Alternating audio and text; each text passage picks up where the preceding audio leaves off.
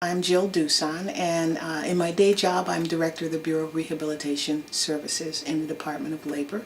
I also serve on Portland City Council as an at-large counselor, and am a former school committee member. I think there are a couple things I wish someone had told me. One, not so much of the negativity, but what's nice about sex.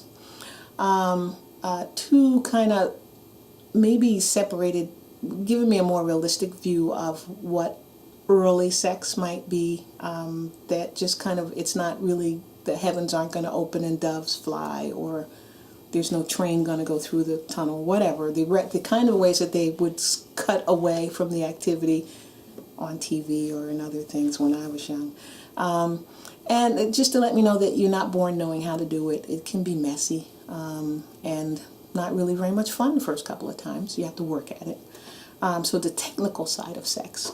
And then kind of a spiritual intimacy side of sex, I think I would have wanted my mother to talk about, and is something I really try to talk to my daughter about, and that is my sense that you really are giving away little pieces of yourself when you're that intimate with someone, and you're a precious thing, and so you should be judicious about who you give pieces of yourself to.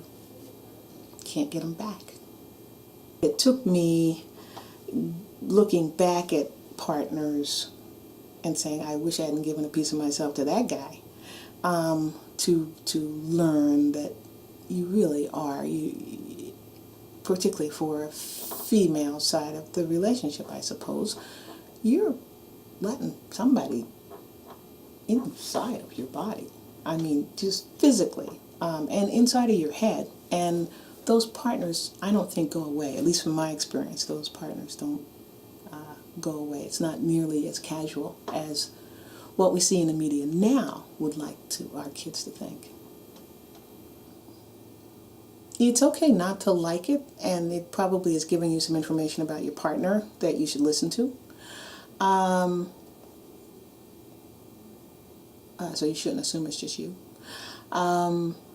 You know, change partners, see if it makes a difference. Anyway, well, I guess just relationship-wise, that it's okay to decide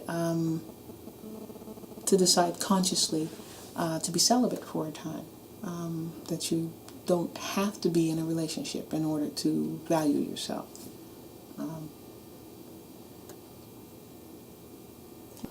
Now, I know people think you're supposed to have this la-la, you know, high school sweetheart, you know, love forever kind of thing. I don't think it really works that way in the real world. And it can take you a while to find yourself, let alone find your life partner. And so I think that we should be, as parents, willing to accept that there's going to be experimentation, and want our kids to experiment safely, I guess.